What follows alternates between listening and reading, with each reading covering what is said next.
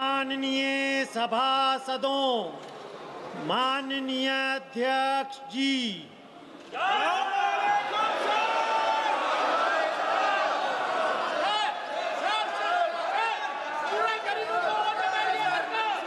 प्रश्नकाल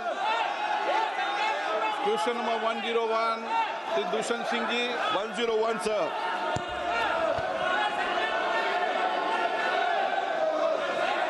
Sir, I would like to ask the Honourable Minister, while Swachhta Green Leaf Rating initiative is welcome steps towards encouraging hygiene and sustainability in tourism sector, may I ask the Honourable Minister whether the government intends to establish a comprehensive tourism sustainability index similar to the Niti Aayog SDG index to track parameters such as employment generation, carbon footprint, reduction of sanitation and adherence across states.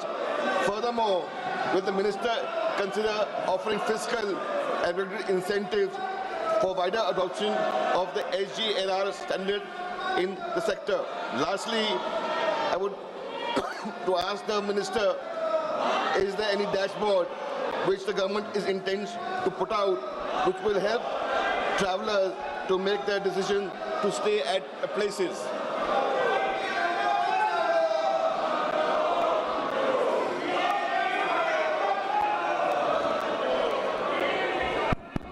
माननीय अध्यक्ष महोदय, मैं सम्मानीय सदस्य जिनका एक लंबा अनुभव टूरिज्म सेक्टर को लेकर के है, उन्हें जो प्रश्न आज सदन के पटल पर रखा है, मैं माननीय सदस्य का ऐसे महत्वपूर्ण प्रश्न के लिए आभार और अभिनंदन करता हूं। माननीय सभापति महोदय, माननीय प्रधानमंत्री जी ने मिशन लाइफ की अवधारणा, कि लाइफस्टाइल फॉर एनवायरनमेंट की अवधारणा हम सबको दी है कि हम प्रकृति और पर्यावरण के घटकों की सुरक्षा करते हुए, उनकी चिंता करते हुए अपना जीवन जिए। उसी अनुक्रम में मिनिस्ट्री ऑफ जल शक्ति के सैनिटेशन डिपार्टमेंट ने, जब मैं उस मंत्रालय में काम कर रहा था, हमने एक इनिशिएटिव लिया था कि टूरिज्म सेक्टर में भी उसको और अधिक सस्टेनेबल बनाने के लिए हमने ग्रीन लीफ रेटिंग की ऐसी व्यवस्था की थी ताकि ऐसे टूरिज्म सेक्टर की ऐसी प्रॉपर्टीज, एसेट्स, होटेलियर्स जो अधिकतम सस्टेनेबल प्रैक्टिसेस को अडेप्ट करते हैं, उनको हम जिस तरह से होटल्स का कैटेगराइजेशन 1 सितारा, 2 सितारा, 3, 4, 5 सितारा में होता है, इसी तरह से सस्टेनेबिलिटी प्रैक्टिसेस के आधार पर उनका कैटेगराइजेशन किया जा सके। और उसका परिणाम ये हुआ कि उसके चलते हुए बहुत सारी सस्टेनेबिलिटी प्रैक्टिसेस को अब होटल्स ने अडेप्ट करना शुरू किया है। आप सब ने अनुभव किया होगा अपने आवा प्रवास के समय कि अब होटल्स ने लिनन को रीयूज करने के लिए कस्टमर से जो है उनका ध्यान आकर्षित करना प्रारंभ किया है। इसी तरह से आजकल प्लास्टिक बॉटल्स को एलिमिनेट करके लगभग सभी स्टार होटल्स ने अपने यहाँ ग्लास बॉटल्स, रीयूजेबल बॉटल्स को यूज करना शुरू किया। ऐसे अनेक तरह की गुड प्रैक्टिसेस अब जो है होटल्स ने प्रारंभ की है। इसी के साथ साथ में जो डिमांड साइड के साथ साथ, डिमांड साइड में भी सप्लाई साइड के साथ साथ में अब सेंस ऑफ अवेयरनेस आए, इसको लेकर के भी हमने एक प्रयास प्रारंभ किया है जहां हमने टूरिस्ट को ज़्यादा एनवायरनमेंट फ्रेंडली और सस्टेनेबल प्रैक्टिसेस को अडेप्ट करे, इस दृष्टिकोण से जागरूक करने के लिए विभिन्न प्रयासों को प्रारंभ किया है। आज उसके भी कुछ स्तर तक परिणाम दिखाई देते हैं। हम राज्य सरकारों के साथ मिलकर के इसको और अधिक नीचे के गहराई तक ले जाने के लिए काम कर रहे हैं। माननीय सदस्य ने डैशबोर्ड बना करके भविष्य में इस तरह से इंसेंटिवाइज करने का सुझाव दिया है। मैं माननीय सदस्य के सुझाव का स्वागत करता हूं। निश्चित रूप से विचार करने के योग्य है। आने वाले समय में हम इसे और अधिक विस्तार प्रदान करने के लिए हमने टूरिस्ट को गाइड करने के लिए टूरिस्ट सस्टेनेबल प्रैक्टिसेस को अडेप्ट करें, इसको लेकर के हमने पर्यावरण मित्र, पर्यटन मित्र और पर्यटन दीदी ऐसी योजनाएं भी प्रारंभ की है जिसमें हम टूरिस्ट को मोर जो है सस्टेनेबिलिटी प्रैक्टिसेस को अडेप्ट करने के लिए जागरूक करें। Sir, I would like to ask ask the second question. In light of the recent research published by the Nature Communication, which is a research foundation research paper, which finds that India, along with US and China, contribute to 60% increase in tourism-related carbon emission between 2009 to 19. May I ask, globally, may I ask the Honourable Minister, measures taken by the government to reduce environment impact on tourism sector, particularly through low carbon transport, energy efficient infrastructure and ecotourism promotion.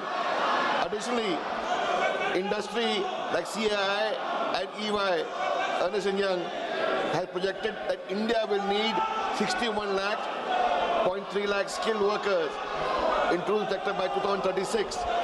How does the ministry plan to ensure the growth of the sector and remain inclusive with targeting skilling and employment opportunities for women, scheduled caste, scheduled tribe and other backward regions, which will help to promote tourism and especially in the tourism states? धन्यवाद माननीय सभापति महोदय, माननीय अध्यक्ष महोदय। माननीय सदस्य ने दो अलग अलग प्रश्न किए हैं। हालांकि दूसरे प्रश्न का मूल प्रश्न से संबंध नहीं है, लेकिन फिर भी मैं माननीय सदस्य की संतुष्टि के लिए उसका प्रत्युत्तर देना चाहता हूँ। पहले प्रश्न जो उन्होंने पूछा, मुझे लगता है कि मैंने अपने फर्स्ट सप्लीमेंट्री को रिप्लाई करते हुए विस्तार से उस विषय को रखा है कि हमने सस्टेनेबिलिटी को इंसेंटिवाइज करने, सस्टेनेबल प्रैक्टिसेस को अडेप्ट करने, डिमांड और सप्लाई दोनों साइड में, उसके लिए बहुत सारी प्रैक्टिसेस को प्रारंभ किया है। टूरिज्म मूलतः प्रारंभिक रूप से राज्य का विषय है। राज्य सरकारों ने भी इस पर बहुत सारे इनिशिएटिव लिए हैं। सिक्किम ने अपने यहाँ पर जिस तरह से जीरो प्लास्टिक की कॉन्सेप्ट के साथ में काम करना शुरू किया है, से बहुत सारे डेस्टिनेशंस में इस तरह के गुड प्रैक्टिसेस को अडेप्ट करने का प्रभाव दिखाई देता है। अभी हाल ही में माननीय प्रधानमंत्री जी के नेतृत्व में उत्तर प्रदेश में जो प्रयागराज का कुंभ आयोजित हुआ, 66 करोड़ लोग वहाँ गए। लेकिन मैं जिम्मेदारी के साथ में कह सकता हूँ, पक्ष विपक्ष के सभी माननीय सांसदों ने वहाँ पर जो है कुंभ में स्नान किया होगा, लेकिन कुंभ में जीरो प्लास्टिक उपयोग किया गया और प्लास्टिक वेस्ट वहाँ कलेक्ट नहीं हुआ। अगर हम सब लोग मिलकर के प्रयास करते हैं, निश्चित रूप से उसका परिणाम आता है। दूसरा, माननीय सदस्य ने एम्प्लॉयमेंट को लेकर के बात किया कि आने वाले समय में जो है स्किल्ड वर्कफोर्स की आवश्यकता पड़ेगी। जिस तरह से माननीय प्रधानमंत्री जी के नेतृत्व में अर्थव्यवस्था आगे बढ़ रही और देश के 30 करोड़ लोग गरीबी की रेखा के बाहर माननीय प्रधानमंत्री जी के द्वारा प्रारंभ की योजनाओं के कारण से निकल पाए, उसके कारण से भारत में टूरिज्म जो है, डोमेस्टिक टूरिज्म बहुत तेजी के साथ में बढ़ा है और हमारे इकोनॉमी की ग्रोथ के साथ में और अधिक विस्तार इसमें होगा। उसको लेकर के सारी दुनिया के लोग ये मानते हैं कि जिस गति के साथ में टूरिज्म बढ़ रहा है, उसके पैरी पास हो हमको स्किल्ड वर्कफोर्स की आवश्यकता पड़ेगी। भारत सरकार अपने इंस्टीट्यूट्स के माध्यम से लोगों को, युवाओं को इस कैरियर हॉस्पिटैलिटी इंडस्ट्री में अडेप्ट करने के लिए प्रेरित करती है और उनको ट्रेन करती है। हमने इसको और इंडस्ट्री फ्रेंडली बनाने के लिए दुनिया की जितनी ग्लोबल बड़ी चेन्स है जो भारत में प्रेजेंस है जिनका, उनके साथ में अपने इंस्टीट्यूट्स को पेयर किया ताकि वो और ज़्यादा इंडस्ट्रियल फ्रेंडली स्किल जो है प्राप्त कर सकें। इसके अलावा बहुत सारे राज्य के विश्वविद्यालय और प्राइवेट विश्वविद्यालय भी इसमें ट्रेनिंग दे रहे हैं। लेकिन मैं ये मानता हूँ कि कोई भी स्किल की ट्रेनिंग जो है वो डिमांड के सापेक्ष, ऑर्गेनिकली उसकी डिमांड के सापेक्ष में ट्रेनिंग फैसिलिटीज़ बढ़ती है। जैसे जैसे ट्रेनिंग फैसिलिटीज़ की आवश्यकता बढ़ेगी, मुझे लगता है सरकार के क्षेत्र में राज्य सरकारों के द्वारा और यूनिवर्सिटीज एकेडमिया के द्वारा इसको एड्रेस करने के स्वाभाविक रूप से प्रयास होंगे। लेकिन निश्चित रूप से मैं ये मानता हूँ कि जिस गति के साथ में भारत में टूरिज्म बढ़ रहा है, आने वाले समय में भारत में टूरिज्म जो है वो एग्रीकल्चर के बाद में सबसे ज़्यादा एम्प्लॉयमेंट का कंट्रीब्यूटर होगा और जो है जिस गति के साथ में हम बढ़ रहे हैं, आने वाले समय में जब भारत की अर्थव्यवस्था माननीय प्रधानमंत्री जी के नेतृत्व में 2047 तक जो अपेक्षित है, वहाँ पहुँचने तक tourism sector global rate of contribution of tourism जो है उसके अनुरूप 10% का कंट्रीब्यूटर बनेगी और निश्चित रूप से बड़े संख्या में लोगों को रोजगार उसके माध्यम से मिलेगा। माननीय सदस्य, क्या आप सदन बाधित करना चाहते हैं? ऑपरेशन सिंदूर पर चर्चा नहीं करना चाहते चर्चा? मिस्टर गोगोई और आप सब राजनीतिक दल के लोग आए थे। आपने कहा ऑपरेशन सिंदूर पर चर्चा होनी चाहिए, फिर आप सदन बाधित कर रहे हैं।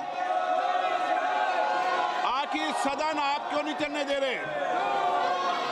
प्रश्नकाल माननीय सदस्यों का सबसे महत्वपूर्ण समय होता है। आखिर देश जानना चाहता है कि आप प्रश्नकाल क्यों स्थगित करना चाहते हैं, क्यों आप प्रश्नकाल के अंदर नियोजित बाधा करना चाहते हैं। माननीय प्रतिपक्ष के नेता, आपके दल के नेताओं को समझाओ, इनको सदन में पर्चे फेंकने के लिए, तख्तियां लाने के लिए नहीं भेजा है। आप प्रश्नकाल नहीं चलाना चाहते, आखिर जवाब दो। देश जानना चाहता है कि आप प्रश्नकाल क्यों नहीं चलाना चाहते। 10 महत्वपूर्ण मंत्रालयों पे आज चर्चा होने वाली है। शिक्षा, पर्यावरण, वित्त, श्रम, ऐसे महत्वपूर्ण विभागों पर चर्चा होना चाहती है। सदस्यों का समय होता है, आप प्रश्नकाल नहीं करना चाहते। आखिर क्यों प्रश्नकाल स्थगित करा रहे हो आप? क्यों सदन के अंदर नारेबाजी, तख्तियां और पर्चियां फेंक रहे हो? ये सदन के अंदर मर्यादा आपकी? देश देखना चाहता है कि आप नियोजित तरीके से सदन को बाधित करते हैं, संसद की मर्यादाओं को गिराते हैं, गरिमा को गिराते हैं। आप चर्चा नहीं करना चाहते, आप मुद्दों पर विषय नहीं रखना चाहते, प्रश्नकाल पर माननीय सदस्यों को बोलने नहीं देते आप। ये तरीका आपका उचित नहीं है। मैं फिर आपको आग्रह कर रहा हूं, सदन की मर्यादाओं को बना के रखो। सदन सबका है, देश की 140 करोड़ जनता की अभिव्यक्ति का सर्वोच्च संस्था है। आप इसी तरीके का आचरण व्यवहार करना चाहते हैं, ये देश देखेगा कि आपने प्रश्नकाल को नियोजित तरीके से बाधा पहुंचाई, तख्तियां लहराई, पर्चे फेंके, नारेबाजी करी। सदन की कार्रवाई आज 12 बजे तक के लिए स्थगित की जाती है।